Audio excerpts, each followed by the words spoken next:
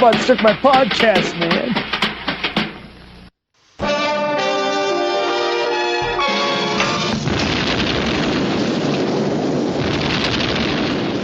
Meet Diabolik, a bank Robin Hood who baffles the cops. He robs from the rich to give to the girls. Master sports car racer. Master lover. Ask Eva. She can't get a good night's sleep unless she's covered with money.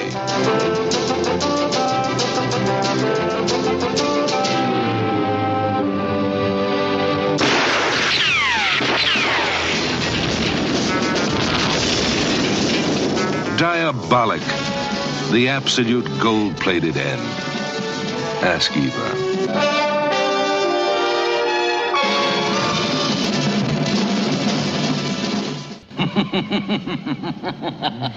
That's because someone stole your zinger, Jordan, in an elaborate scheme. Diabolik stole my zinger, Anthony. We must get Diabolik. Damn you, Diabolik! You stole all the jokes in this episode. All the jokes, I had them all written down, and he stole them. That's how crafty Diabolik is. He must be stopped. Well, shall we get started? 3, 2, 1. Welcome to our podcast. The robots took my podcast. I am Jordan. And I am Anthony. Chiamo Antonio. Anthony Bava and Jordan Abava. Jordan De Laurentiis. Okay. Jordan, what movie are we talking about this episode? I don't know if I'm saying it right. Danger Diabolik. I'm only saying Diabolik because everybody in the movie calls him Diabolik, even though I've been saying Diabolik for years now. That's some cologne I used to wear back when I was in junior high. Diabolik. That sounds like a cologne. It does. Is that a real cologne? Shit. Calvin Klein's Diabolik. Oh, yeah. Got it at the mall in that one of those little stands.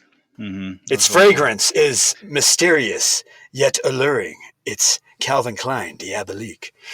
Yes. A smell of musk and leather. It will steal your heart. Yeah, it didn't steal any ladies' hearts for me. But anyway, Danger Diabolik, also called Diabolik in Italy. Yeah, from 1968. 1968, what a year.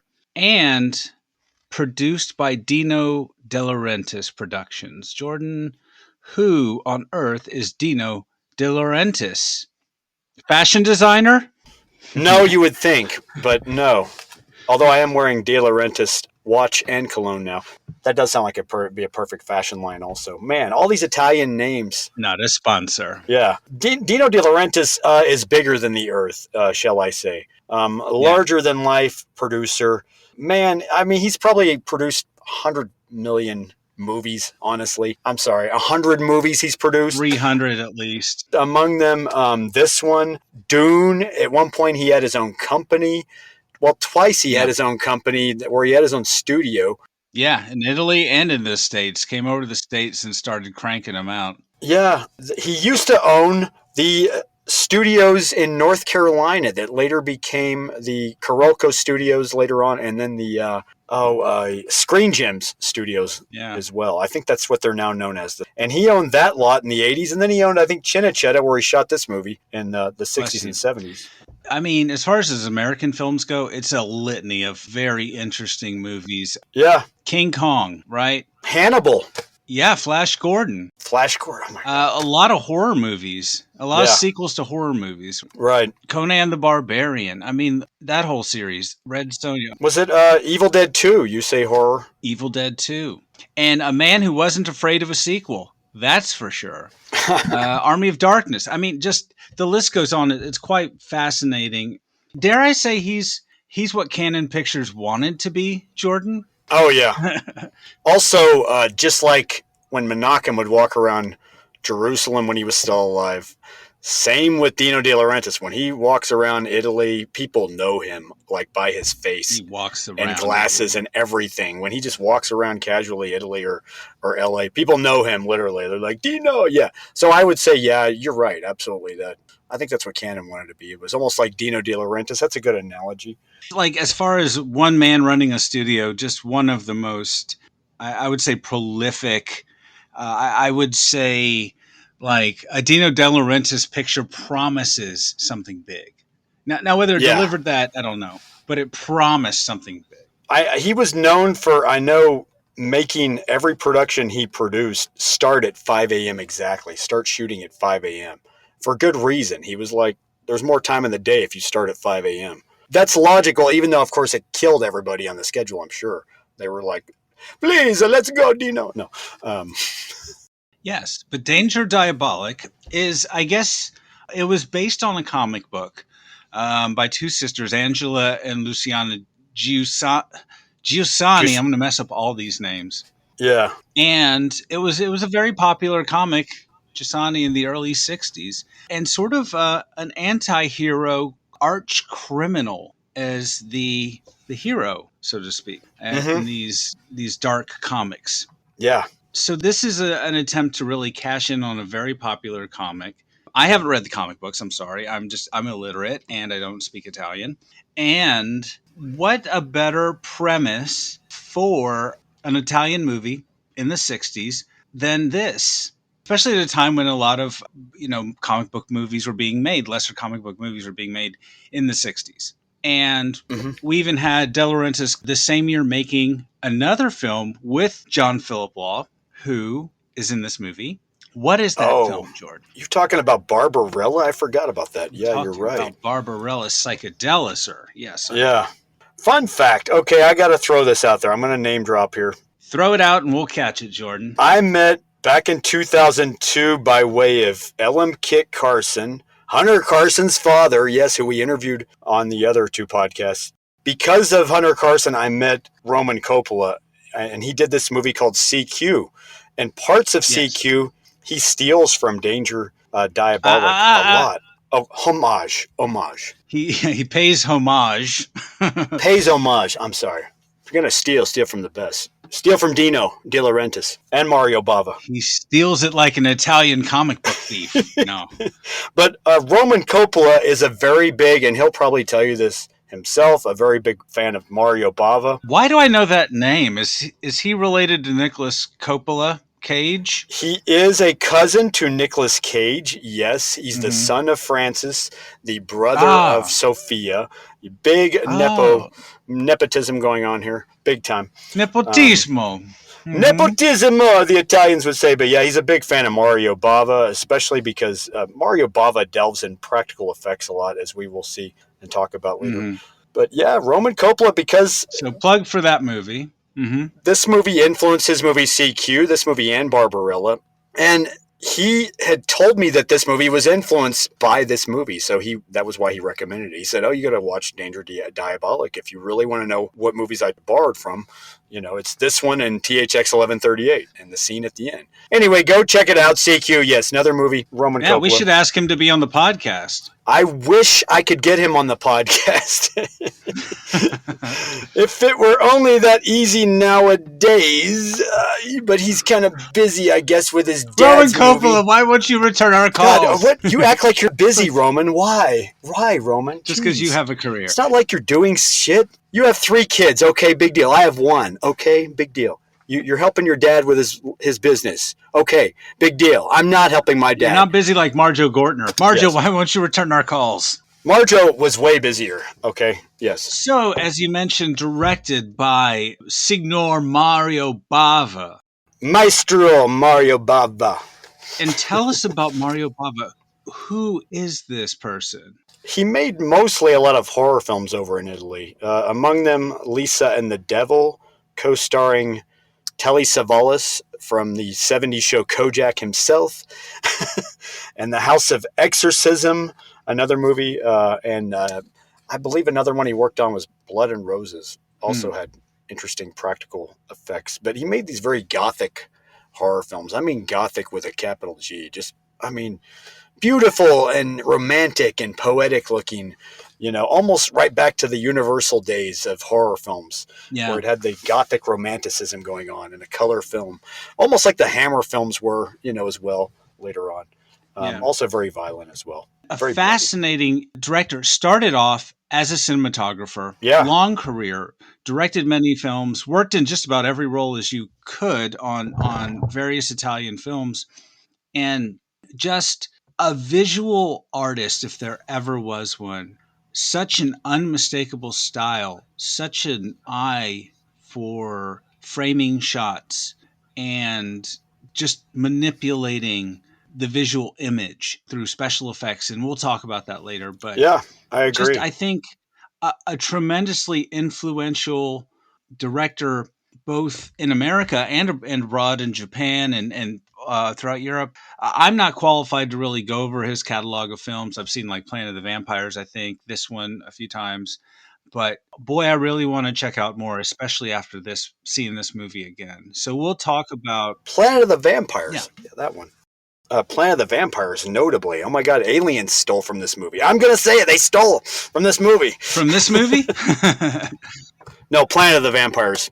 Aliens stole from Planet of the Vampires. Yet another Mario Bava film. I was also going to mention Mario Yeah. Bava apparently was his own cinematographer on this movie and a lot of movies he directed because of his own experience, I guess, which makes sense. Yeah, Antonio Rinaldi is credited, who worked on a number of different films, but you can really tell that this is a Bava film, and it has Bava's signature sort of visual style. Definitely. Definitely. So anyways, let's get into it. The art direction, Flavio Morgherini. Sounds like a drink that I want.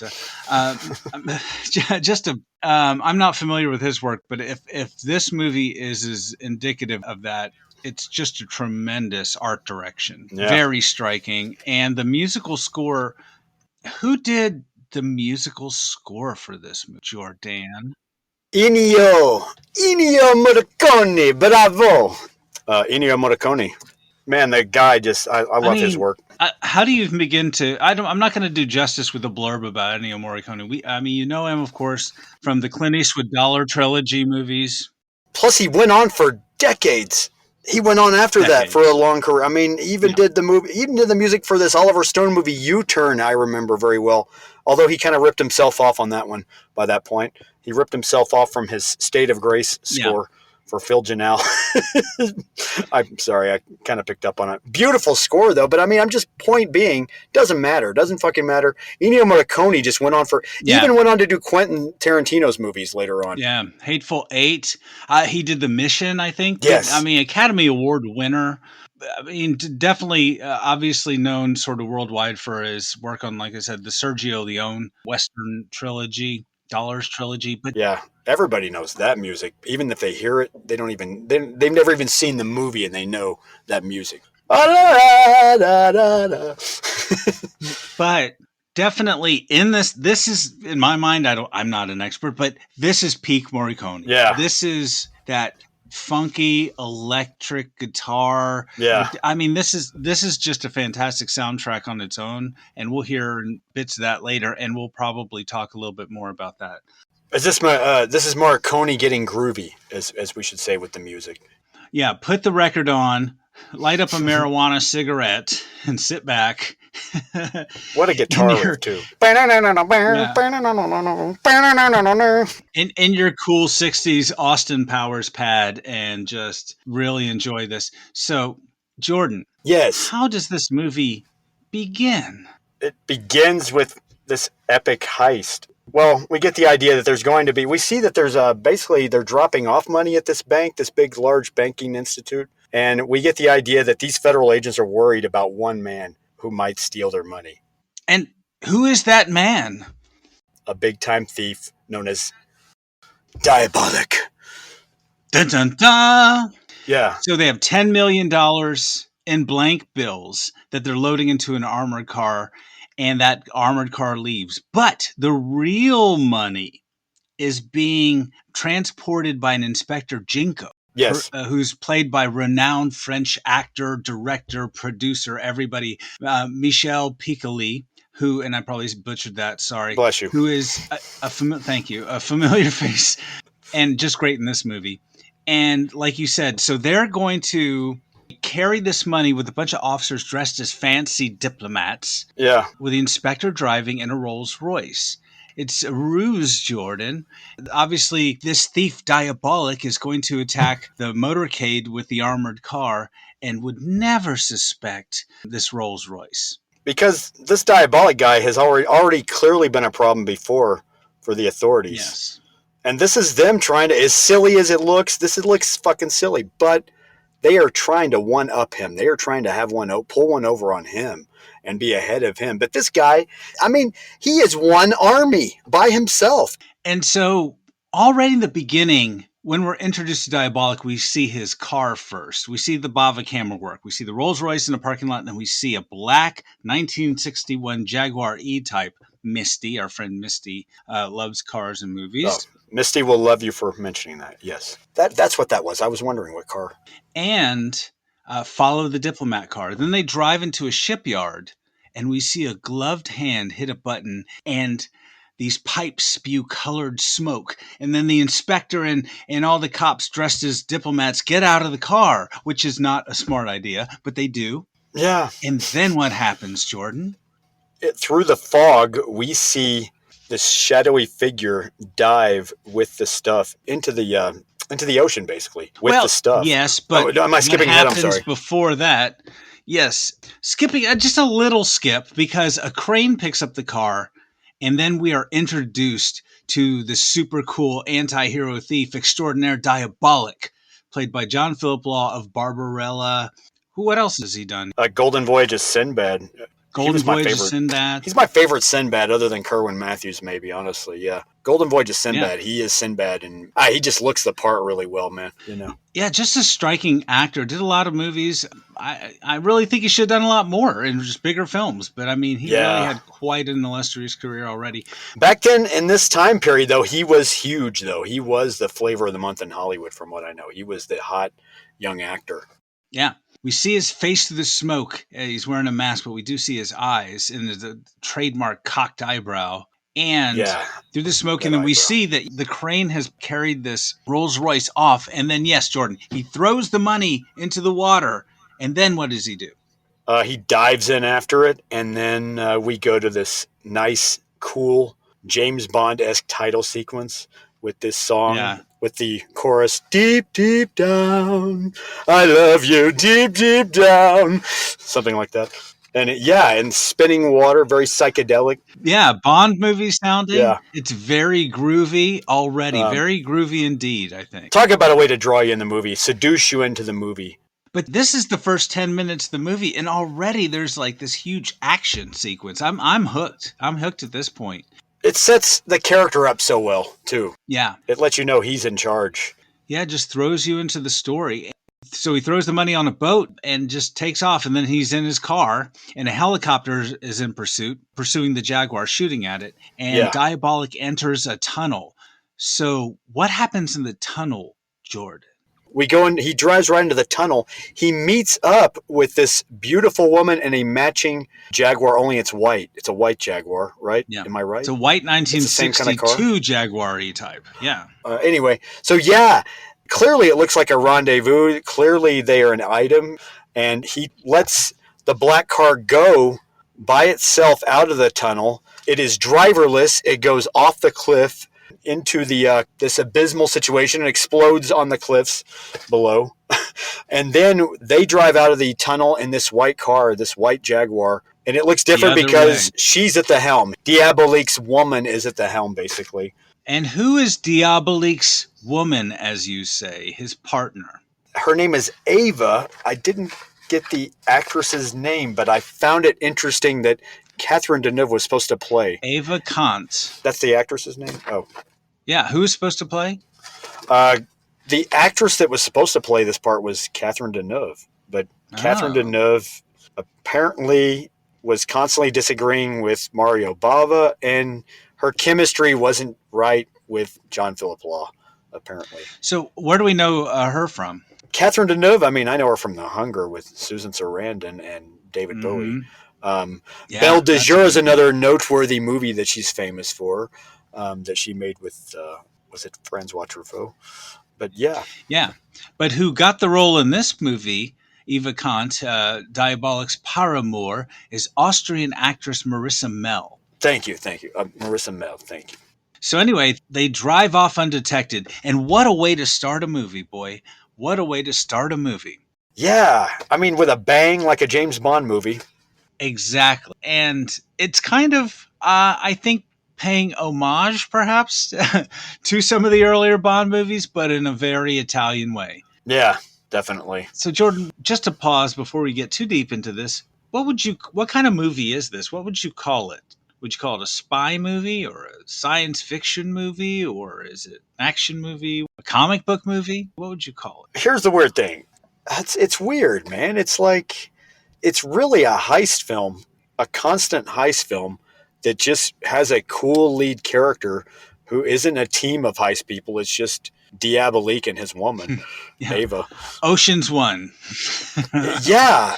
I mean, that's the story underneath it all, but on the surface, it looks more like a James Bond movie. On the surface, it looks more like a chic, modern, psychedelic flavored action film. Yeah, I like that flavor. Yeah. But then it does look like a comic book movie back then, and it's interesting that it's Dino De Laurentiis, but it's not a comic book movie on the surface once again. It's still more of a heist film. Yeah, it takes itself seriously. Yeah, it's still more of an ultra chic, ultra cool heist film with the coolest like bank robber you've ever seen in your life. And we'll get probably more into that a little later. But we next go and we see Diabolik's lair, and we get a really good effects shot. Yeah. How do they get into the lair? Well, you see this opening in the ground, this door, which has some earth on top of it. But yeah, it opens out of the ground out of nowhere. And then he drives that cool car right into it. And then lo and behold, we drive right into this cavernous situation. Probably a setback at Cinecittà or Dino De Laurentiis Studios. But it's a cross between forced perspective miniatures, and matte paintings. Yeah, forced perspective, especially that hill. And it's interesting to try to see how he composited these shots, whether these are miniatures or whether they're full size. Yeah. I can totally pick out how he did that shot when it drives in. That's totally a forced perspective shot. And it's beautifully done. But basically, the back railing when he drives in is actually behind the car. And then the miniature is in front of the car and right in front of the camera. It's probably a wire lifting it up, not even mechanics, and a sound effect added later on. But it's perfectly angled, though. My God, nobody can do a forced perspective shot like Bava. That's probably why he was cinematographer part of the time on his movies when he was still director. And even as a director, he's very much a cinematographer as well. And it's just fascinating, especially if you're all into special effects or camera. When we're in the cave, it's fascinating because I think it's a combination of sets and then matte paintings. I mean, literally, I think this is an old-fashioned matte painting they use like what Disney did in the old days, where they actually, and James Cameron did in the New World days, where they actually had a big piece of transparent glass where they actually painted it in front of the camera at an angle and just shot after the paint dried. I mean, you talk about so pure of an effect, and I think it's a combination of miniatures and glass to create Diabolik's cavern, which looks like a big James Bond set. And you talk about saving money. Yeah, it's interesting because Italian movies typically had much lower budgets than big movies in the United States. They were forced to be creative. And what Bava does in this movie is he gives the illusion of scale. Makes things look much bigger than they are. That was the beauty with forced perspective miniatures. If done right, you could give scale. Yeah, to make his huge lair look real and cavern. It's in the cavern, but it's interesting because he drives the car in, and there's this cool rotating garage, and then he puts his loot in an overly complicated safe. But who is Diabolik securing this loot from? Like another thief? Is there some other Diabolik thief who's better than Diabolik? Who's going to break into Diabolik's lair, right? And then be like, oh well, there's a safe. Too bad. Yeah, it was worth a try.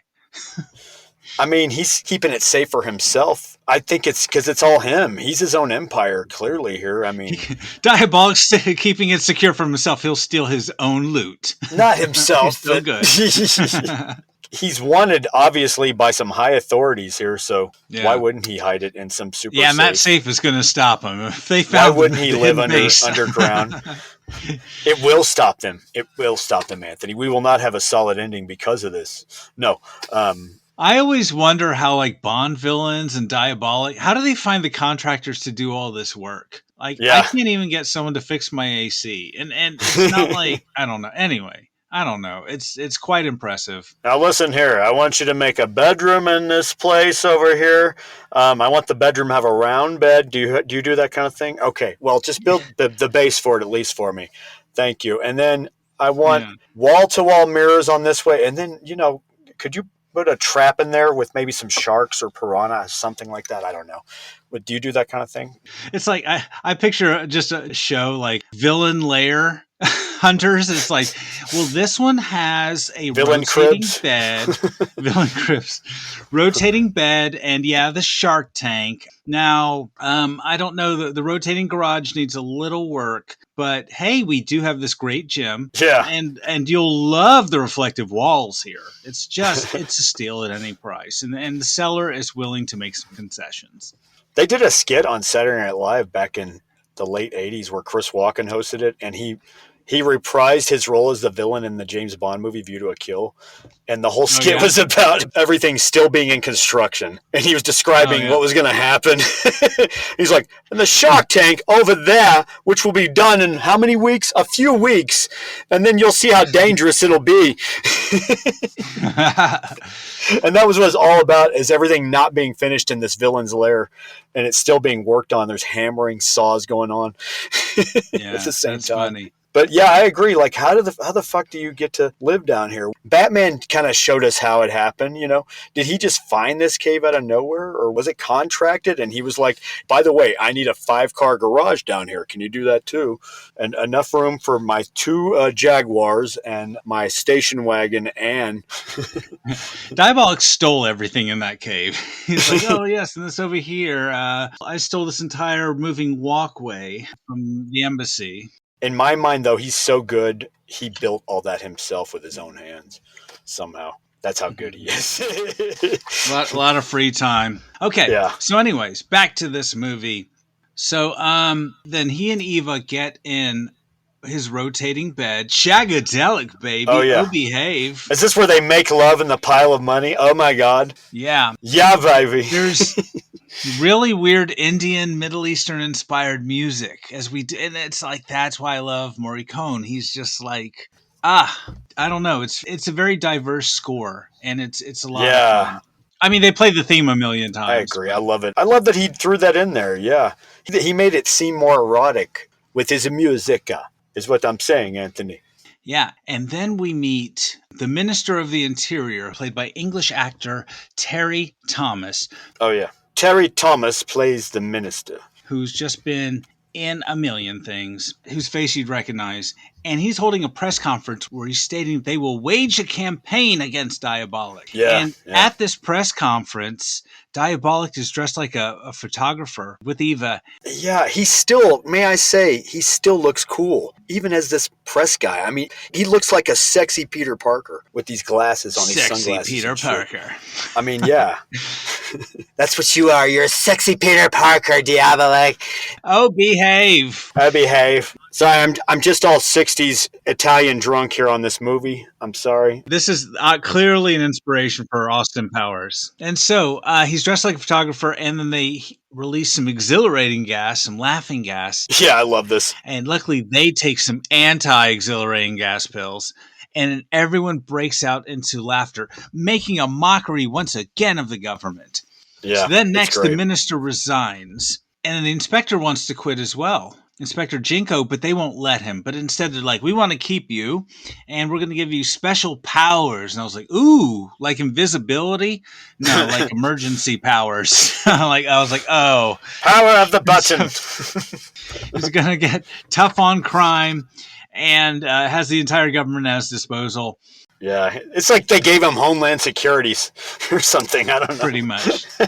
Homeland Security, but you figure it out. This is against the law, but no one will notice. And then, Yeah, there's a big newspaper montage. yeah, then we see that newspaper exposition where it's like Elliot Ness and his gangbusters, where the inspector is seizing arms, stolen diamonds, and shutting down gambling rings tied Yeah. to criminal kingpin Ernest Stavro Blofeld. I mean Ralph Valmont, who is the other villain in this movie. Blofeld, yes. Bond reference. So the police have Valmont's groovy, hedonistic nightclub surrounded. There's like naked women as art pieces covered in flowers, and people are smoking, gasp, marijuana cigarettes, Jordan. Ooh. Oh, that's what was going on with this scene. I just thought this scene was just thrown in there for no reason. Silly me. It's a groovy psychedelic scene that I don't know doesn't really serve a purpose, but it actually Z-Man Barcel does pop in and say, "This is my happening," and it freaks me out. It's that kind of scene. Just about. I thought that was going to happen, or like the man with the golden gun was going to pop out of the curtain, some shit like that. But yeah, exactly. Or Z-Man Barstow was going to pop out and go, Yeah. "It's my happening, and Diabolik can't fuck it up." No. And so the cops bust it for being a little too campy. Yeah. It's a little too groovy. The campy police. The campy police are like, let's shut this down. The campy police.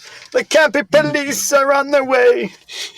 We know this is an Italian movie in the 60s, but guys, you're at an 11. We need you at an 8.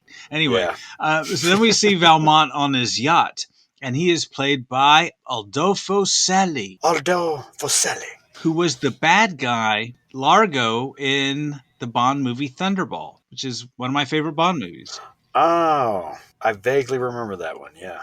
Mm-hmm. But the other kingpins in the syndicate want Valmont to take action against the police, or they will just drop out. We're like, bye. And he says, no, wait. And then a henchman informs Valmont that their entire drug shipment was captured by the police. So he's pissed off and just radios the inspector. Like, that's just something you can do. It's just like, hey, inspector.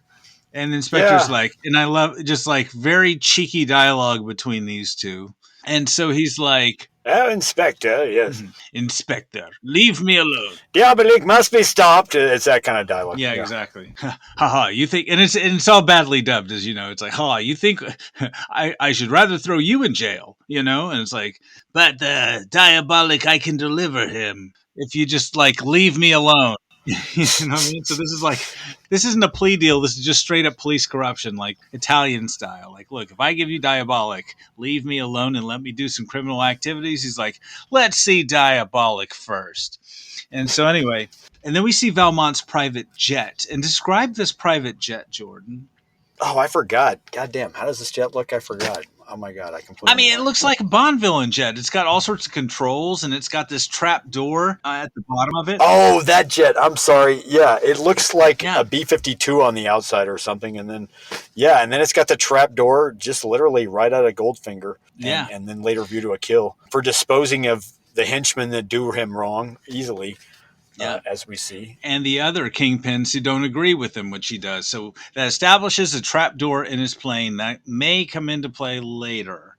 But then we see Diabolik and Eva are back at his lair, Netflix and chilling, and they see British finance minister and his wife are arriving in town on Eva's birthday. He says, "What do you want for your birthday, dear?" And what does she say, Jordan? Wait, I thought they were watching Downton Abbey. My confusion. Oh, no.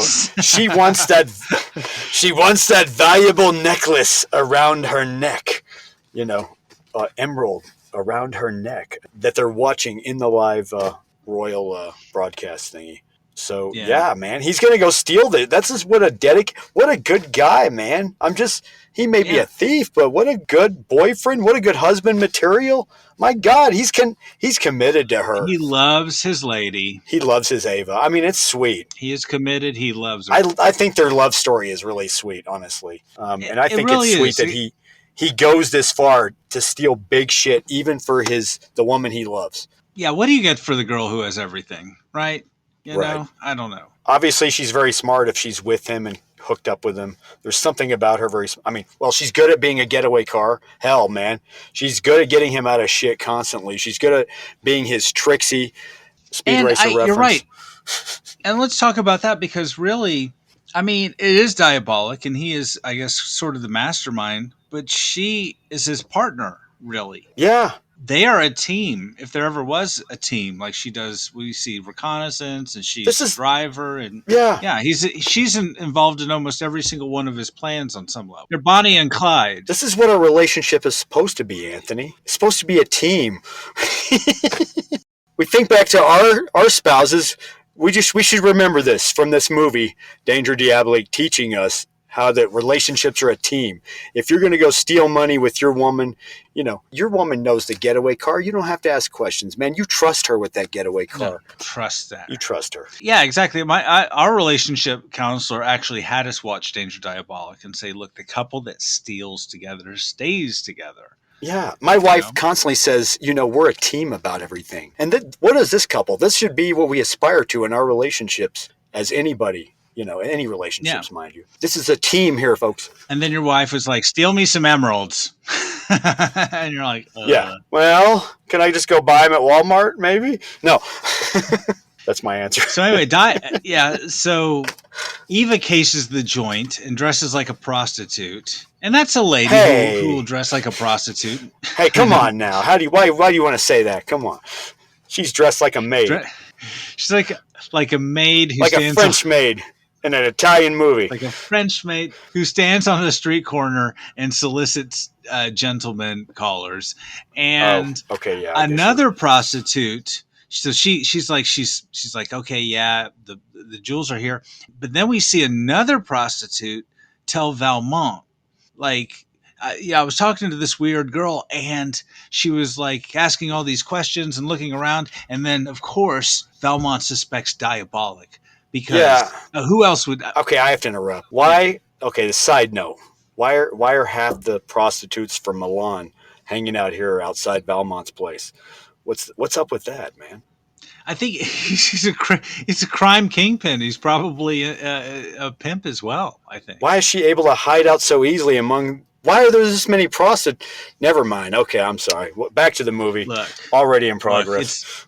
Hey, Jordan, It's Italy, okay? It's a big gala, and sometimes you show up to a gala without a date, and it's kind of like ticket scalpers. You know what I mean? They're outside the venue.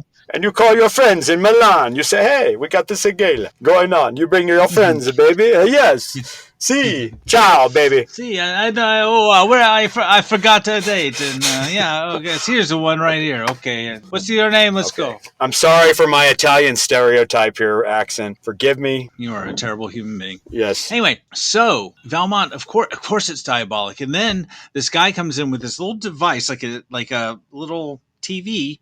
And we get this really interesting, weird animated sketch scene as sort of he takes a description and this device, like AI, sort of like sketches Eva's picture. It's like one of those Bava touches that I really like. Wait, were we skipping ahead here? Because I do remember. No, we're standing right in place. I just remember when he's sneaking into that room. He hasn't snuck into anywhere yet. Oh, okay. I'm sorry. Never mind. There in 1 minute. We're there in 1 minute. Patience, Jordan. Patience, Jordan. Anyway, so they bring in Eva's mob doctor to confirm this, but he denies out of fear. And then, of course, like Valmont threatens him because he's a bad guy. And then they circulate this pic around. So the gala at the castle happens. And then, of course, the emeralds are a trap set by the inspector. He's like, how could Diabolik resist stealing these emeralds? And then what happens, Jordan? How does Diabolik get into the castle? Okay, when he sneaks in, he does this glitch thing with the surveillance cameras, and then he takes. Well, before that, he scales the castle wall. Oh yeah, I'm sorry. He scales the castle wall already. We see this beautiful shot from the coast up, and this time he's got like camouflaged. Am I wrong? He's got like different kind of costume going on here. No, normally he's wearing still black. like a black leather or vinyl suit. It was more white here, and this is more beige or. Yeah, something like that. Which I think they ripped off or paid homage to a Charlie's Angels sequel with Cameron Diaz wearing this kind of costume. Yes. Anyway, but he scales the walls all the way up. The Beastie Boys also, not ripped this all, paid homage. Oh, did they really? Video. But yeah, and he climbs up into the window. he gets past the surveillance camera where he climbs But in. I mean, I want to pause on that forced perspective shot. It looks like he's climbing vertically, but really they built the castle turret sort of whatever it is wall, and he's really like crawling on it sideways horizontally. Yeah. or horizontally, And not vertically. But it's such a masterful shot. It is so it just looks so real and intense, and I love it. But yeah, then he gets inside. I agree. The room. That is a great forced perspective and miniature shot completely, man. Just Bava's genius once again at work here. He sneaks into the castle. He snaps a Polaroid photo after evading the surveillance camera. Yeah, he sees a surveillance camera. Yeah. He's got an idea, clearly, the way he's looking at things. The wheels are always turning in his eyes. That's the power of John Philip Law here as Diabolik. But yeah, and then he takes his Polaroid land camera out. That's from that time period. And he takes a Polaroid photo, unpeels it. That's how you did it back then, apparently, with those old Polaroid land cameras. And he does what would become cliche later on in movies and TV shows. There's a glitch on the monitor. We cut to another scene. The guy goes, oh, there's something wrong with it. And then he looks at the monitor. There's nothing wrong. The room's empty. We cut back to Diabolik. He's taken a photo for a reason. He's put that photo right in front of the surveillance camera. And this would be done later in Michael Mann's movie Thief from 1981 and even an episode of Remington Steele. I'm just saying how far this influence goes with this thing, and no credit, Maybe Diabolik was not the first time to do it. I don't know. But it seems like Diabolik might have been the first time to do it, in my opinion. Wow. Remington Steele even. Yeah, so I thought that was really cool. That just shows the genius of Diabolik, Yeah, and it just shows how smart he is. Say what we will about anything cheesy in this movie or whatever dated. How dare you, yeah, Jordan? Definitely. You'll probably agree with me that everything is set up so well so far with everything. We see how powerful he is as just a one-man force, a goddamn one-man slaughterhouse, to quote Blade Runner. To the fact that he's got everybody against him, even crime syndicates against him, they see him as a threat. He is so confident. He's so confident that all this is just an amusement to him. Yeah. He laughs it all off. He's like, oh, camera in the room? Whatever. I think he's glamorous. He's almost like Robin Hood. Yeah, he's just like, he's a Robin Hood type almost. Stealing from the rich and giving to Diabolik. To himself. Where was he? His poor own self. Where was he hiding that camera, by the way? That Polaroid. Where did that come from? I don't know. Anyway. Yeah, I don't know how I will say, here's the beauty of the land camera back then. That's about 2 inches because he does pop it out. Those things did pop out back then. I used to own one of those as a kid just for novelty. Actually, Anthony, that's a Bellissimo 51 camera that was very popular in Italy at the time. Actually, it was made with some German components, and it shrinks down to about 5 centimeters in width. So it would perfectly fit in Diabolik's pocket if you were paying attention. Jordan, you are correct, sir. It would be it would fit in his back pocket, about 2 inches in his back pocket. I'm just saying, Anthony. Yeah. That's all I'm saying. Thank you, Facts Guy. Thanks, Facts Guy. Where the heck did he come from? So then Diabolik's pocket. Anyway, so the inspectors, he's got a magical super science pocket. Anyway, so the inspector discovers the jewels are gone and is pissed off, and he's in pursuit of Diabolik. He's not out of the castle yet. And so they trap him outside on a balcony. And what does he find on this balcony? What happens, Jordan? Tell us all. I forgot the balcony. What happens? My notes. I'm sorry. Give me a hint. I'll give you a hint. Diabolik catapults a dummy, and then that part. And the cops fall for it. It's not. I thought it was a bad effect. Bava trolls the audience. We think it's a bad effect. No, Diabolik actually catapults a dummy. A dummy of himself. Mm-hmm. Oh, that's right. I takes his suit off and then just I don't know what's in it. Oh, that's right. He takes his whole suit off and catapults it as a distraction. Mm-hmm. And then he jumps back into the ocean. And obviously, I guess he's still got the jewels somewhere on him. Yeah. Then later, the cops are chasing him in his car. And what's interesting about the editing in this movie is it's almost like a comic panel. You know what I mean? Where it's like the next panel, it's like you kind of skip a step or two, and then here you are in the action again. Yeah, you're So right. he's being pursued by the cops in his car, and then Diabolik stops the car, pulls a mirror roll out of his trunk, from under his car, and rolls out this mirror Oh, across the yeah. road, which confuses the cops. Talk about fucked up. Yeah. I know, and the guys drive off the cliff and die. A lot of people drive off cliffs and die in this movie. I've noticed that wasn't a trend in this movie. You're right, though. That's like the second time this happens in this movie already. A car going off a cliff, even if there's nobody in it. But this time there was somebody in it, 2 people in it. But yeah. But it's pretty bloodless. I mean, really, for a Bava film, I wouldn't say. I think Bava certainly worked in giallo, like Italian horror, like the gory horror. But I think mostly, he was comfortable with a lot of suspense. I think Yeah. I don't know. It seems like there's a lot of sort of Hitchcockian influences in the spirit of a Bava film. You know what I mean? Oh, I don't know. definitely. It seems like he's sort of elevating the material here. But even though this is, and then we mentioned this, but even though it's sort of a comic book movie, it's campy, but not a like super campy. It's not like self-aware, to a weird meta level where it's like winking at the audience, except when Yeah. it winks at the audience, literally. But This is that's a hard movie. to explain. It's very serious, Yeah, but you're right. This movie is more comic book than some comic book movies. I mean, even for its day. I mean, considering this came from the age of Batman, and before that, Superman, Yeah. George Reeves on television in the 50s, where it was just campy. I mean, and people accepted it, even when it was campy serious Yeah. or. But Batman had like shark spray in his belt. Like Batman was forever like pulling out, hey, well, let's get here's some suits, some extra suits in my belt or whatever. But Diabolik uses what's around him, or he has stuff that is grounded in science on some level. Like it's believable, this mirror thing, right? And Yeah. it's pretty ingenious. But then Eva gets injured in the process. And Yeah. so You lied to me. You are hurt. We need to take you there with the doctor. Our doctor. Something like that. That's exactly right. So she's taken to the doctor. They're doing all his weird stuff. The doctor she's getting a massage, and she's about to get an infrared. I guess that's going to solve whatever injury she has, which I can't remember what the injury was still. It was like something. It's importante. Yeah, Jordan, you know. Yeah.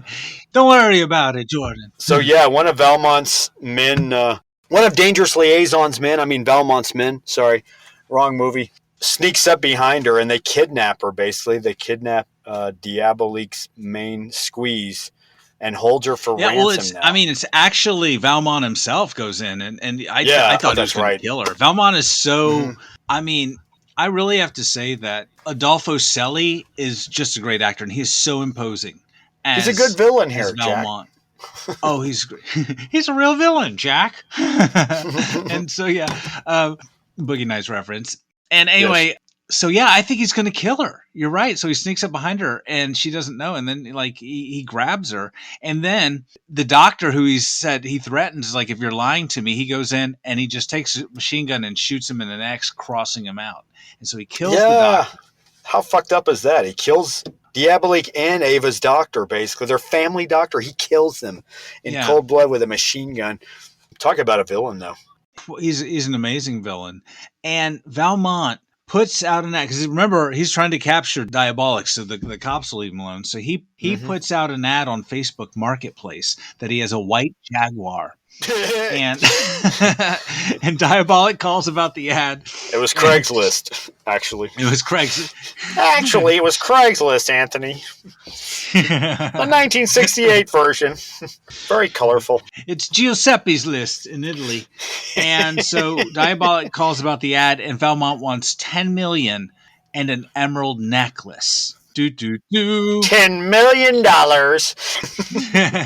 $10 billion I and couldn't an help emerald it. Austin necklace. Powers reference. Yeah, I know. This movie is very awesome. Which Austin Powers probably, they saw this movie. And God, don't you just hate anybody who's quoting Austin Powers in this day and age? Jeez. what kind of hack podcasters would do something like that? Anyway, so But we got to give references their credit. I can't just steal from people. and I don't want to talk about Austin Powers too long, but I mean, Austin Powers clearly, I guess, derived from Our Man Flint, which is just another American spy spoof. Yeah. I don't know if this is really a spoof per se. It's kind of its own thing. I don't really think it's like lampooning or sending up the spy genre as it is just. Oh, no, I think. I don't know, just depicting this comic book. It's campy, but it's still serious. Yeah. Yeah. And so anyway, Valmont wants the $10 million and the emerald necklace that he knows that Diabolik has stolen. And Diabolik accepts. Then we get this weird zoom in a rotoscope background as he's on the phone talking to Valmont. Did you catch that? I forgot about that. That has to be intentional. Such a weird flare. Maybe, like you said, the comic book thing. It's trying to look like a comic book panel. Maybe. I didn't think about that. Yeah. I was watching this one video, and I wish I could credit them on YouTube, but they were talking about like how if you look at this movie, Bava like pays homage to the comic book format in several shots. He will sort of break things into comic book panels. Yeah. And it's very interesting. This is one of those things where it just kind of looks like a comic book panel. And then to get to the next panel, he zooms in real quick. And then we're at the long shot and the short shot. And instead of just cutting, he just comically zooms right in. It's pretty interesting. And that has to be intentional. Plus, you bring that up now, the way he frames it also with the rack focus every now and then. There's a shot where it's close on Diabolik. He's looking behind his shoulder, and that we're in the scene in the beginning, in the reporter scene. Mm-hmm.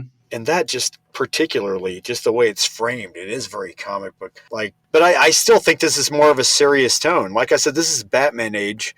And of course, isn't it the same year? I think Barbarella comes out. Yeah, it's the same year. Mm-hmm. It's just more well known because it's more international Barbarella, I guess, by comparison to this movie. But yeah, I mean, Barbarella itself too, which was also adapted from a comic book. But yeah, this movie does look very much comic book compared to even some movies now. Like where it really captures the spirit and the essence of like looking into a panel. And it's moving. Anyway. Yeah, it's a lot of fun. Yeah, and intentionally so. So Diabolik meets Valmont at the airport and boards his plane, which is another forced perspective miniature, which is very interesting. There's like a plane just cropped right in front of the camera, clearly. But talk about bang for your buck. I mean, once again. Just the master of making it look a little more epic. So he gives Valmont, they're up in the plane, the money and the jewels. And then Valmont opens the trap door and gives him a parachute and says, you want Eva? Eva's down there. So jump. And then, Jordan, what happens? Well, this just shows what a fucking badass Diabolik is. He grabs Valmont and jumps with him. He makes him jump with him.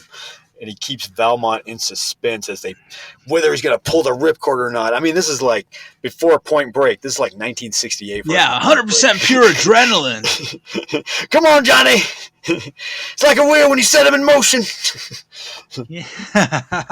Check out that episode. Anyway. Check out that episode. Another episode we did, yes. Free plug, but yeah. But Mamma Mia, Jordan. Yeah. They're just like grabbing him the whole time. They're free falling. Free falling. And yeah, and this just shows what a badass Diabolik is. He's like, pull the ripcord, Diabolik. And he pulls the ripcord finally. And then they finally land safely. Yeah, but he's like, tell me, I love it. He's like, they're falling toward the earth, and he's like, is Eva really down there? He's like, yes, pull the ripcord. He's like, is Inspector Jinko down there? He's like, yes, pull the ripcord. Anyway, they land. Like, are they really alive is what he's asking. Yeah, calls his bluff. Are they really down there, and are they alive? Yeah. Will this parachute work? I mean, Diabolik had a lot of trust that parachute was going to work. Thank you. I thought that the same thing. Like, how does he even know? They could have given him a bonk parachute, a dud of a parachute. Exactly. Where it just would have been full of clothing. Yeah. Anyway, but that didn't happen. So, Thank- so the movie can happen, as the pitch guy would say. Yeah, but we got more of the movie here. We got Ava being held hostage by a sick fuck. And then, yeah, Eva's being held hostage by this guy who belongs in a spaghetti western. And so anyway, and so then Thank you. I think that was why I left blank on my notes here. Diabolik goes in there and he kills the guy, frees Eva, who's tied up in this dirty shack, and then the cops roll in and Diabolik says, "Go, save yourself." Eva escapes. Then Diabolik hides in some rocks and he's surrounded by cops. And then what happens, Jordan? How does Diabolik escape? Tune in next week when Diabolik... What does he do? What does he do? Is this where he pops the poison pill? Exactly, yes. He takes a poison pill. So that they'll think he's dead. Basically, it'll put him in a coma, like a 12-hour coma. Yeah. They'll think he's dead. He won't have much of a pulse. Well, we think he's dead. Exactly. He'll be kind of suspended animation. Yeah, exactly. Yeah, we see him on an autopsy table, and the police have the necklace and the emeralds. Yeah, he took some Tibetan death drug or something that makes it look like you're dead. Yeah. And the inspector at this time is having this existential crisis because he's lamenting Diabolik's death, and he's not smoking, but he should be. He's like, what am I without Diabolik? Inspector Ginkgo. Yes. I wish that scene had gone on a little longer. Yeah. We don't really see an interplay between the inspector and Diabolik in this movie. Valmont talks to him, but Diabolik doesn't. They're playing cat and mouse, really. Yeah. But they really never interact that much. Yeah. And so then we see Eva dressed as a nurse as Diabolik's on the table and gives him an antidote to the Tibetan drug. And the inspector realizes that Valmont's death certificate says that the cause of death was 11 bullets, Jordan. 11 bullets. And there were 11 emeralds. Quick to the morgue! And then we see Diabolik dressed like an old man getting Valmont's cremated ashes. And they look inside the incinerator, and what do they see? Oh, this is... what was... Oh, I forgot what was in the incinerator. I'm sorry. What was that? Thank you for playing. Those were emeralds. Those were Oh, the that's emeralds. right. He hid them in there. That's right. He hid them in there. I'm sorry. Now, hold on. How did this happen? Was there a reel missing here? I didn't understand how the emeralds got in Valmont's body because we never saw, at least I didn't see Diabolik kill him or what did he do? Did he cut holes in his body and stick the emeralds in, or did he put the emeralds in bullet casings and shoot them? How did that happen? Did you get that? Or am I just too dumb to realize this? Oh my God. Now I'm disturbed. I'm disturbed now thinking about this because, yeah, where did he hide them in Valmont's body? Oh my God. That was what was going on there. Did he just kill Oh them? my God. Yeah, I mean, like, I'll let everyone's mind wander as to how he got the emeralds in Valmont's body, but I don't know. Yeah, what the fuck? Now I'm thinking about that more. He did. He hid those emeralds. Oh my God. Yeah, we never saw Diabolik kill Valmont, so I don't know. Anthony, you obviously were not paying attention to the film. Shut up, Facts Guy. If you read the comic, Anthony, it clearly explains how Valmont died and how Diabolik got the emeralds in there. And I will explain more about that on my podcast, What You Missed. It's a podcast it's a podcast for people who don't pay attention to movies, and we point out things that maybe they didn't catch before. So yeah, please like and subscribe. Thanks, Facts Guy. So the authorities suspect he is still alive. So the government sets $1 million bounty for Diabolik because he escaped. And There's a reward. Yeah, for $1 million for Diabolik. And I don't know how the inspector still has a job at this point, because under his watch, $10 million, some emeralds, have been stolen, and Diabolik fakes his death. I mean, this is just egg on the face of the police force, right? Oh my God, that would have been funny though if they had constantly changed the casting of the person in charge and then mentioned it in the plot, like, yes, the other man was fired from the position I am now taking over. Because nobody would be able to, nobody can catch this guy. It would be that much more, I know they'd have to hire more actors to do that, but damn, it would have been funny. Yeah. Well, the inspector was not the inspector, but the minister of the interior was demoted to the minister of finance, who we'll see in a Yeah. moment. Here I am acting like I know more than Bava and De Laurentiis. I'm sorry, I don't know anything. I'm just a lowly guy here in Colorado, 2024. Who are you to tell Mario Bava how to make a film, You're right. sir? You're right. I belong in jail. Sorry. Yeah, just because you tried some forced perspective on a YouTube video doesn't make you Mario Bava, sir. Hey, I know And first so- perspective movies. I know this, Anthony. I know. So Diabolik, upon hearing about this bounty, sends a letter stating that since the government is misusing funds, trying to pay off a bounty on him, he will steal $1 million. And then, Jordan, what does Diabolik do? Is this where he blows up the tax offices? No. Yes, this is where he blows up the tax office, including all the public's tax records in a very Fight Club ending kind of Yeah, this is situation. before Fight Club even. That blew me away when I saw this movie years ago after Roman Coppola recommended it. I thought, my God, this is the near Fight Club. And in fact, I thought the movie would be over at this point. And I went, oh, no, there's more of this movie still. But yeah, he blows up the damn tax offices. I wonder, too, if this is the filmmakers venting about having been tax exiles in these countries that they shot this movies in. Like an Italian dinner, there's like 10 courses to this movie. And exactly, I think this is sort of a populist message, like it's really Diabolik, because this gains sympathy for Diabolik at this point in the movie. He's not just some asshole criminal who's stealing a bunch of shit. He's kind of a man of the people. Like he didn't have to blow up the tax office, but that kind of gets the public on his side. You know what I mean? Yeah. And even if you show this movie in America, everybody would be like, oh, fuck yes. Especially. Oh, hell yeah. Especially people with wealth. And like, so. well, fuck yeah. No taxes. Shit. Well, now he really is Robin Hood, right? And so the inspector hatches a brilliant scheme. He has the country's entire gold reserve. Because Diabolik bankrupted the country, okay? Diabolik is an anarchist. Yeah, oh my God, this guy. Holy Diabolik.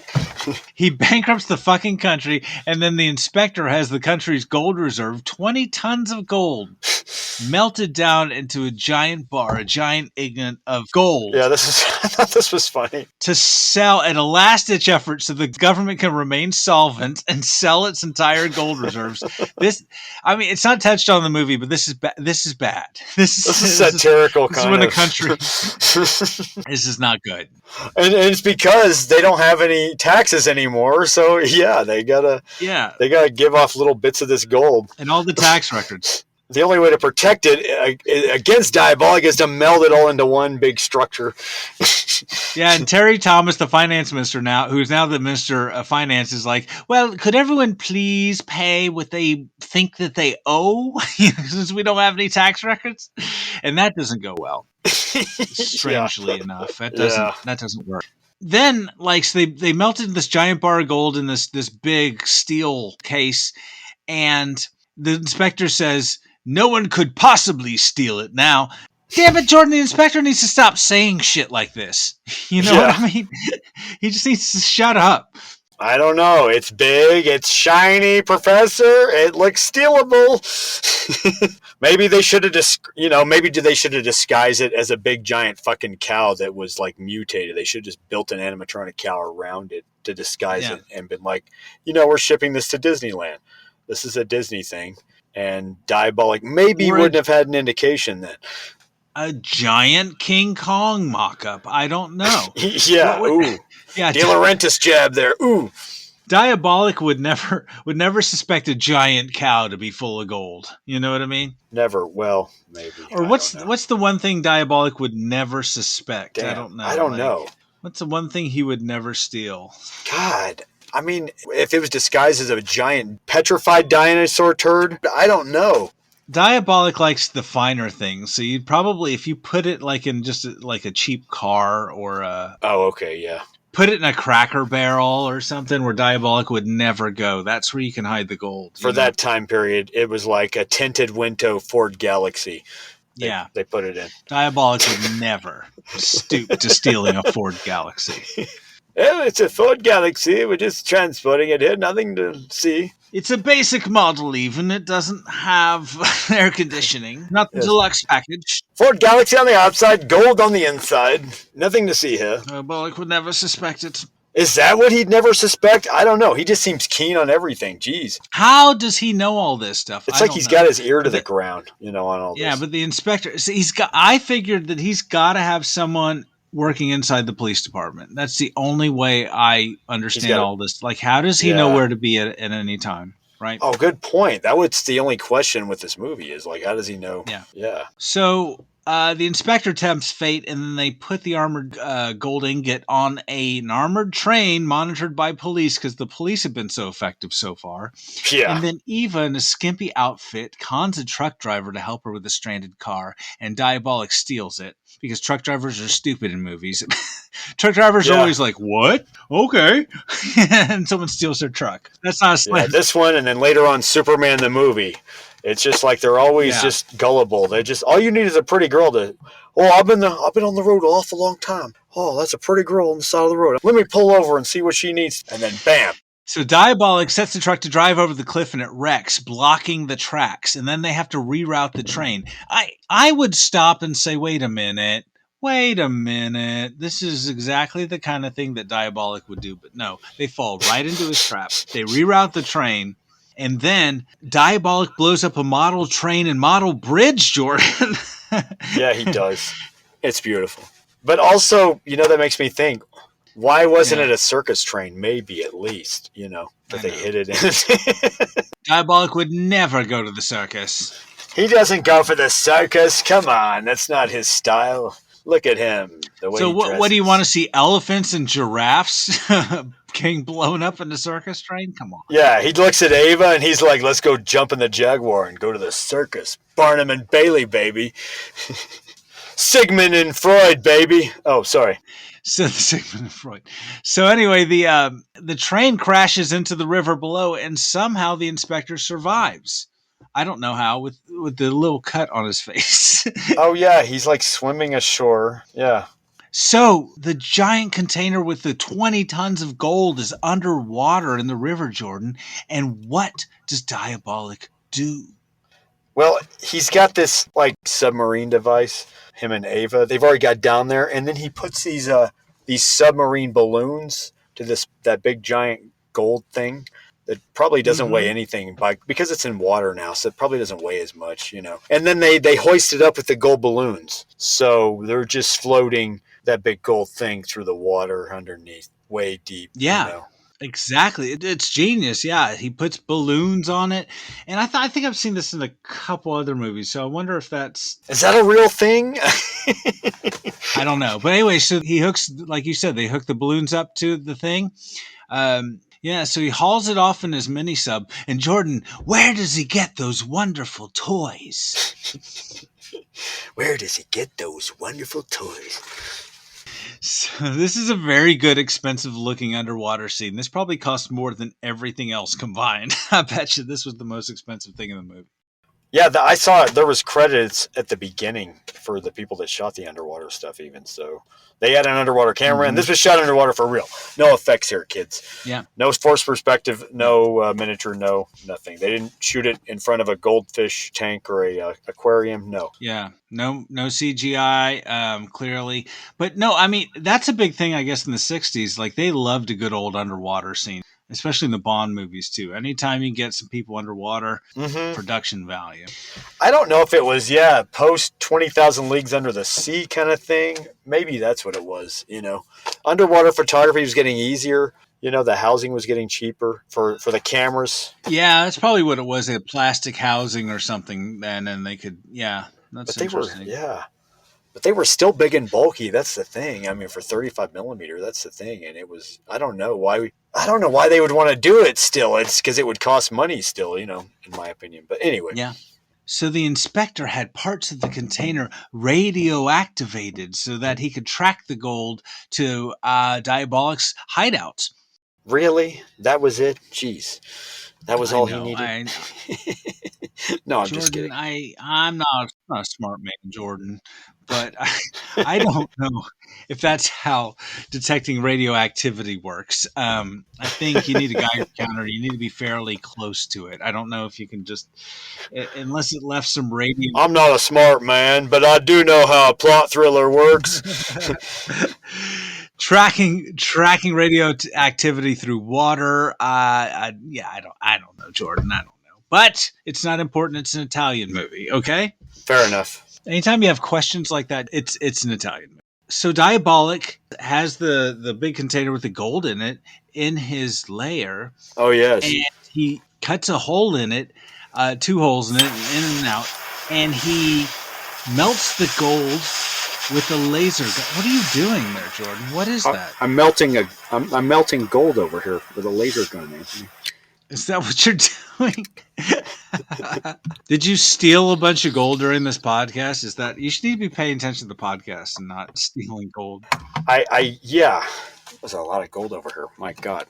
Wow. Okay. Anyway. Did you get that from our Patreon? Where are you getting the gold? Anyway, just kidding. We don't have one. Once again, Jordan brings out his inner Foley department here. So Diabolik melts the gold in the container with a laser gun, but his security alarm goes off, alerting him to the fact that the cops have found his lair. Oh, this security alarm I love. It's like a pipe organ thing that just lets out this, I love that. What a fucking badass alarm system. Very classy. Yeah. Anyway. Very gothic. But yeah, the authorities, they blast in because of this alarm. And boy, did they come blasting in. Jesus Christ. Without any delay, without any further ado, no. No. And nobody stops and was like, hey, this is a pretty cool lair. I'd be like, whoa, this is impressive. Not really. They're just coming in shooting. Wow. Look at this. Where's the hot tub? Diabolik once again is in a standoff with the cops in his own lair. So there's this big shootout, and the laser gun is still melting the gold. And Diabolik looks over and sees it, and it looks like it's becoming unstable. And then what happens, Jordan? Then what happens? Is this where the gold starts to envelop him? The melting gold, and he gets stuck in the melting gold? Yes. Mamma mia, the container explodes. And then he is just covered in gold. The entire layer is covered in just this eruption of gold. But he had that suit on. He had that anti-melting gold suit on that was very silvery looking. Yes, he had a protective. I forgot to mention that. I'm sorry. Thank you, Jordan, for being there. I don't know. It was some kind of protective suit. I could swim through the center of the sun in the suit. He said that, yes. Yes, and Diabolik is frozen in carbonite. I mean, he's covered in melted gold. And the inspector clears everyone out. Yeah. And says, nothing to see here. And the inspector's like, everybody can go home now. Everybody's patting themselves on the back like they finally caught his ass. Job well done. You know, the reporters are taking photos and video. And, they're like, job well done, mates, everybody. And they're about to pop a champagne bottle. And then, they clear everybody out. Yeah. Inspector clears everyone out, and Diabolik is left unattended. And then what happens, Jordan? The movie's not over yet. I think this is beautiful. This is like beautiful last shot. Ava is coming up, and she's already looking like she's in mourning. She's even dressed like she's at a funeral. Got the black on and everything. She's a bride, the bride that wore black. And she is just walking up to him, and she's just mourning him. And the Inspector Ginkgo is still there, and he tries to comfort her. And she says, no, I want to mourn him alone. And Diabolik gives her a wink suddenly. Like, wink, wink. Like, that was before the inspector walked up, actually. But yeah. And then we see the trademark look in his eyes. Like, he's still alive in there. And he winks at the audience. I love that. He winks at the audience. Oh, my God. And we get that luscious theme. Deep, deep down, I love you. Deep, deep down. I think that's how it went. Something like that, yeah. There's so much good music. I mean, the theme is great. I mean, yeah. Oh, man, I want to, chillax to this music. I want to sit back, drink a martini, and smoke a joint to this music. Definitely. Soundtrack from Danger Diabolik, available through A&M Records. The Good. What I like about this movie are the Bava camera tricks, speeding up scenes, the forced perspective miniatures, the cool camera rigs on cars. Um, I just we've talked about it, but visually, this movie is quite stunning, and it gives homage to the comic book genre, right? And that seems very intentional throughout all of this to me. Yeah, yeah. I agree. I agree with you there, actually. I mean, this movie moves at such a brisk pace, it can hardly follow itself, even. But I don't know. It's forgiving at the same time. This movie has a lot of charm to it. Yeah, Diabolik is a likable character. I mean, he's the anti-hero. Are these other guys really the villains? I mean, I mean, you like everybody in this movie. I like the inspector too. You know, yeah, I think all the acting's exactly. really good. I like Valmont. I like it's weird. There's no one to root against really because I was rooting for everybody. I don't know, in a weird way. I liked all the different parties in this movie. Everybody's kind of bad here, I guess, right? Well, I guess the cops aren't that bad, but they're just sort of inept. You Yeah. know, that's I love Diabolik's badass costume. Every time he robs his something, he's got that costume, mask. He's got the black. I mean, I love his the lair. I look, mean, yeah, the art direction. I mean, it's just all fantastic, right? it's a delicious Just very cocktail. 60s and psychedelic, you know? Yeah, I love the campiness and the exuberance of Italian films at this time. it works for the movie too. Oh, totally. Okay, Barbarella is more of a fantasy. That comes out the same year. Hmm. But Barbarella, you said this movie has charm, Diabolik has charm.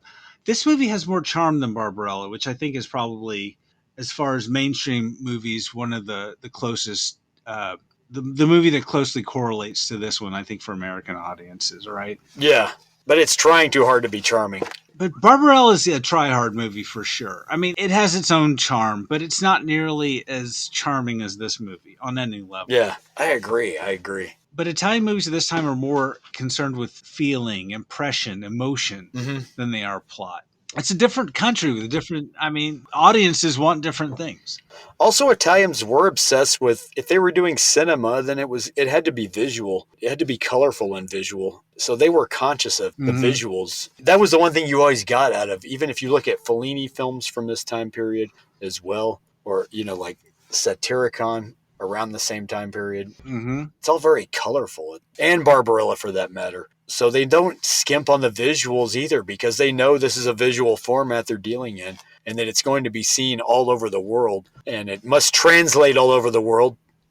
you know.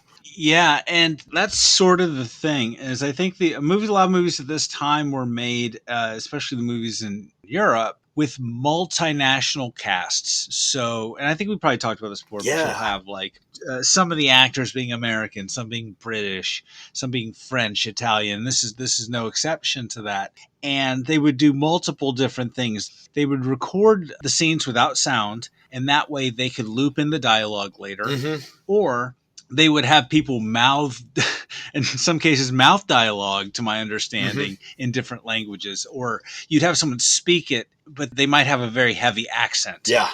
So then they would loop over that. So you might shoot the same scene a few different times to sort of for the different languages, so to speak. So that's why it kind of looks silly sometimes when the mouth doesn't match the dialogue that you're hearing on the audio track. Mhm.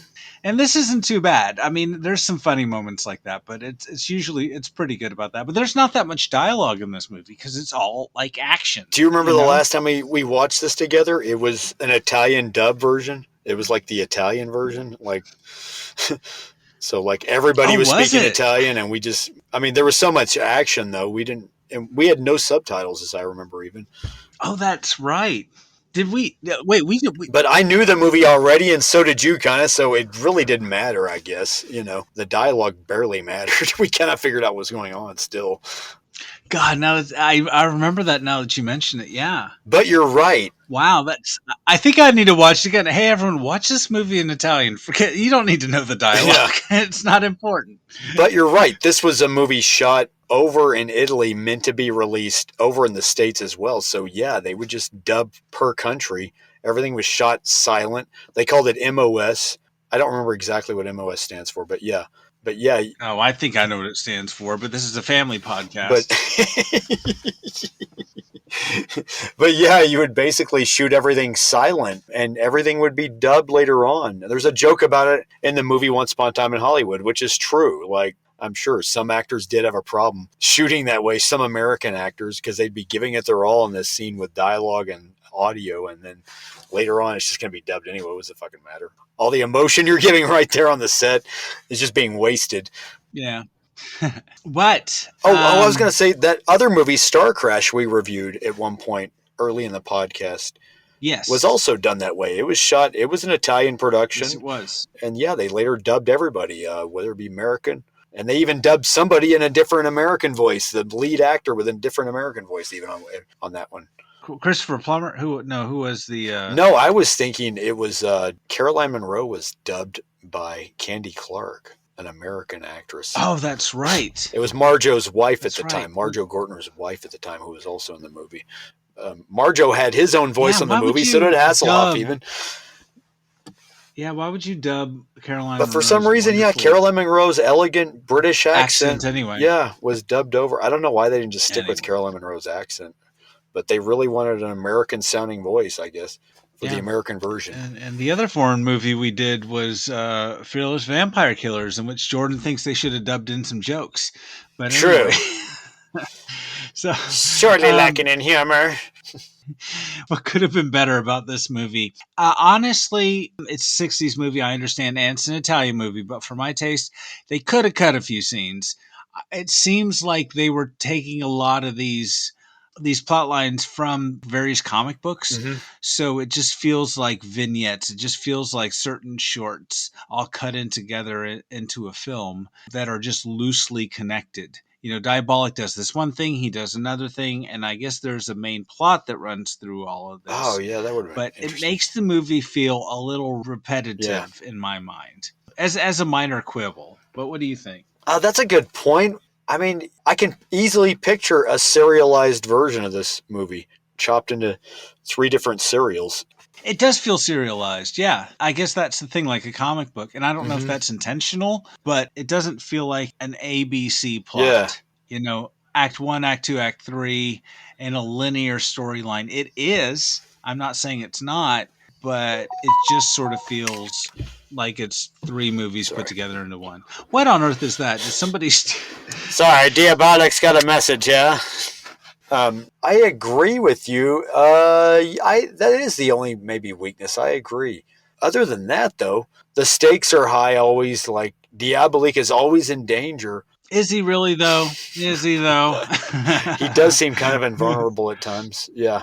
But not so much that I hate him and resent him for it. You know, I mean, I do like Diabolik. He's crazy. He's awesome. I guess because we're used to the, you know, since the 60s, every time we had a hero like Diabolik's power, we'd at least see him vulnerable at some point. He'd get injured in Act 2, much like Superman and Kryptonite, you know, and then he's going to rise up like a phoenix and avenge everybody in Act 3. Maybe that was what was lacking here. But this is weird because, he's knocked down like at the end of the movie. Pretty much, even though they conquer him. Yeah. But the weird thing is, they didn't really capture him. I mean, he's going to live. I just wish they'd made more of these movies, actually. Oh, you're right. The Italians would make a ton of sequels, or Django. Even like directors would make Django. I mean, it would just like not even the same director in the same studio. They would just take a name and make it up. And maybe there could have been like 5 other Diabolik movies over the years that are just crappy and I've never heard of them. You know what I mean? I wonder that, yeah. There's no such thing as licensing rights in Italy, I guess. No, I mean, hell, they made a fucking Dawn of the Dead sequel overseas that we didn't know about until like a few years ago, pretty much, called Zombie 2. We're like, what? There was a Dawn of the Dead sequel we never knew about? Not Day of the Dead? What? Overseas, but you never knew about it? What? Yeah. Can you imagine, though? You know, Diabolik 2 in 1970 and then Diabolik 3, 1972. Diabolik will return in Il Sangue e Amore di Diabolik. Maybe they got Max von Sydow to be the bad guy in 2. I don't know. And then, like, maybe they gave him bigger stakes in 2. Maybe they did make him more vulnerable in 2, you know? Diabolik, I thought you were dead. And some alternate universe. Yeah, exactly. It wasn't John Philip Law. It was I don't know who's the '60s version of Pauly Shore. Oh, are you saying they recast him? Oh no, why? Why would they recast? They recast him as I don't know Richard Jekyll as There you go, Richard Jekyll. as Diabolik the Avenger. But anyway, so Diabolik on a budget of £200 million. Now, this is Wikipedia, and I couldn't find anything better on this. I think that has to be adjusted figures for inflation. That's what I'm wondering. I'm wondering that's a misprint out the ass or something. It is. I don't understand it. And I'm like, is that 200 million lira? Even for lira, isn't that a lot for back then? And pounds? I don't know. I don't think so. I mean, 200 million lira would have bought you like a cab ride, I think. At that time for the euro. And it is an international film, so I don't know what these movies cost. I don't think they were that expensive, and I don't know what the typical budget was. I guess I didn't do my research very well for this, and I apologize. But was this movie not made on paper? Cost 200 million pounds or lira. Hold on a second. Is that? I thought it was pounds too. Hold on. But yeah, that's why I was... Actually, Anthony. Shut up, Facts Guy. I was reading... I read that as pounds too. Yeah. Hold on a second. Let me double check this. 200 million lira. I wonder how much that translates to in $68 or $67 or... Okay. It was 625 lira to $1 in 1968. We're leaving this in. Okay. All of it. Yeah, hold on a second. Deep, deep down. Times. Deep, deep down. Your phone call is very important to us. Please stay on the line. Okay. So, if the lira was valued at 625 lira to $1 in 1968, 200 million would be $320,000 in 1968. 320,000? That sounds about right, don't you think? Yeah, that's low movie. budget. But in Italy, it would probably stretch further. Because I heard they were going to make Superman over in Italy until the lira went up, apparently. And then they were going to go to England. And they had Guy Hamilton, the James Bond director of Goldfinger, signed on to do it. And he said, I can't go to England. I'm a tax exile. That's why I'm in Italy. And that's why he wasn't on that movie. And also, that was why they went to England, because the lira went up. But that makes sense. I mean, I think that makes sense, kind of, because, yeah, back then, okay, they keeping it that low. Okay. All right. Let's start all over again. So, Jordan, did Danger Diabolik steal a bunch of gold at the box office? On a budget of 200 million lira. That's $320,000 at the time. Asterisk on all these numbers, and my math could be way off. It made 265 million lira, which is $424,000 US. And at the time, and that is only 1 1/3 times its budget. So, Jordan, I would not call that a resounding success. No. Huh.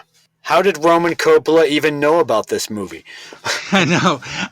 I don't know what the margins they normally expect, and I really doubt these numbers. Yeah. But I do know that a lot of critics at the time, from what I read, weren't really glowing about this film. They weren't very kind about it. Not really. I think a lot of them saw it as an overly campy and silly, and it is. But I think that history has been kind. It's grown into a major cult film, and maybe that what they thought is silliness and campiness is just style.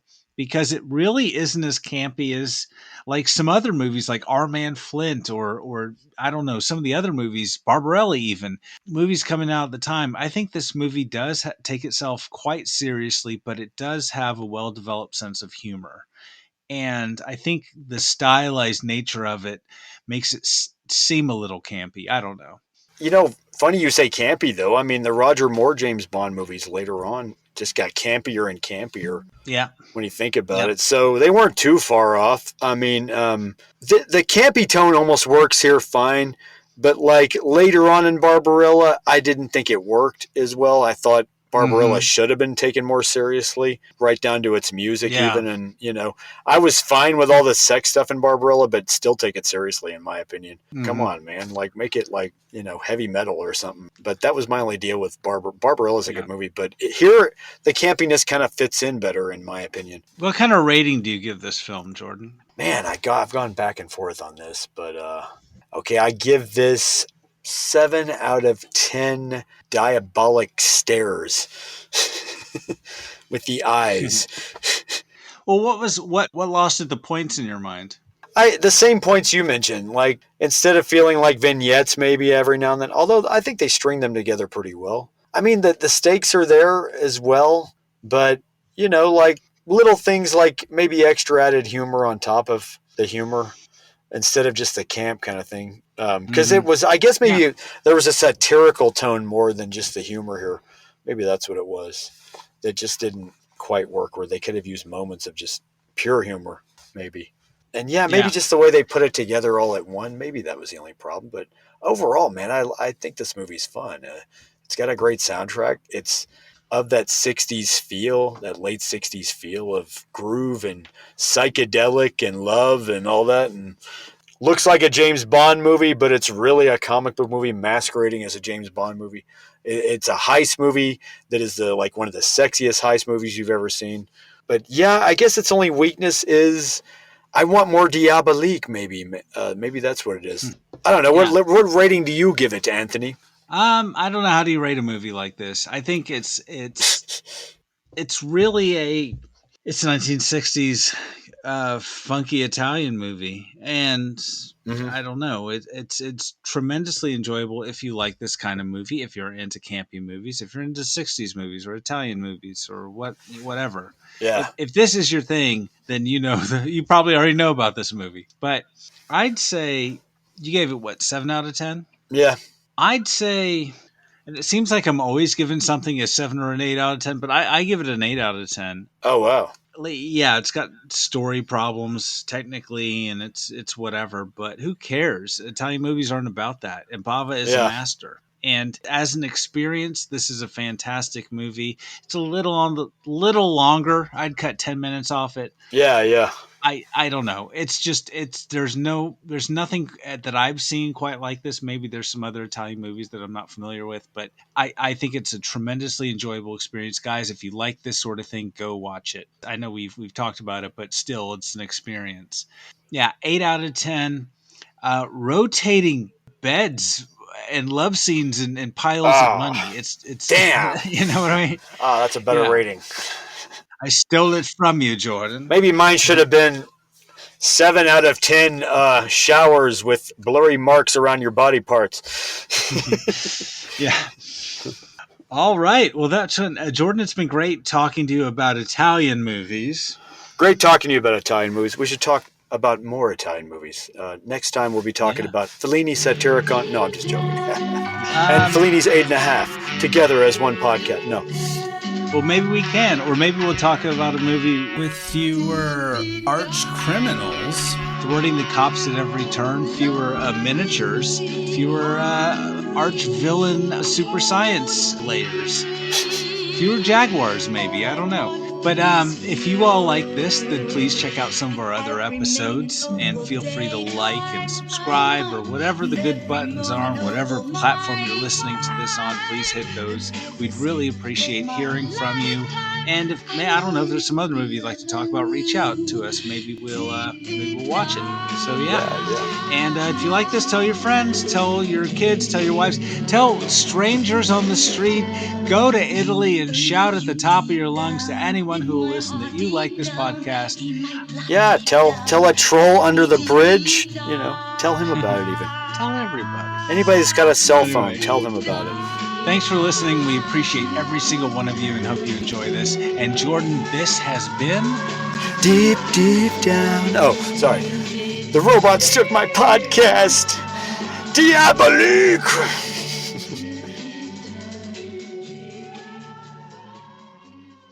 All trailers, clips, music, or any other copyrighted material are used sparingly, edited from their original forms, and used for the purposes of criticism, discussion, commentary, and education about these fine films.